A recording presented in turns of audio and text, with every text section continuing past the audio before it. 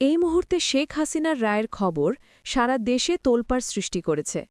জুলাই-আগস্ট আন্দোলনে মানবতাবিরোধী অপরাধের মামলায় সাবেক প্রধানমন্ত্রী শেখ হাসিনা এবং সাবেক স্বরাষ্ট্রমন্ত্রী আসাদুজ্জামান খান কামালকে মৃত্যুদণ্ড দিয়েছে আন্তর্জাতিক অপরাধ ট্রাইব্যুনাল।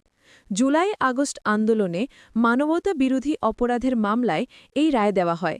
আদালতে পুলিশের সাবেক আইজিপি চৌধুরী আবদুল্লাহ আল মামুন এই মামলায় রাজসাক্ষী হয়েছেন। কিন্তু কী ছিল মূল অভিযোগ? প্রথম অভিযোগটি ছিল ১৪ জুলাইয়ের সংবাদ সম্মেলনে রাজাকারের বাচ্চা বলে উস্কানিমূলক বক্তব্য দেন, পরবর্তীতে ছাত্র জনতা আন্দোলনে নামলে প্রায় ১,৫০০ ছাত্র হত্যা এবং ২৫,০০০ মানুষ আহত করেন।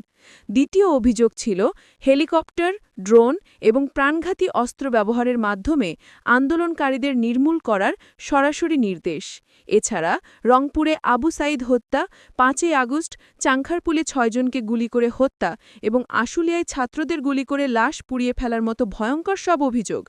শুধু তাই নয়, আরও দাবি করা হয়েছে শেখ হাসিনার বিরুদ্ধে মোট ৫৮৩টি মামলা রয়েছে, যার মধ্যে ৩২৪টিই হত্যা মামলা। সারা দেশে থানা ও আদালতে দায়ের হয়েছে এই সব মামলা।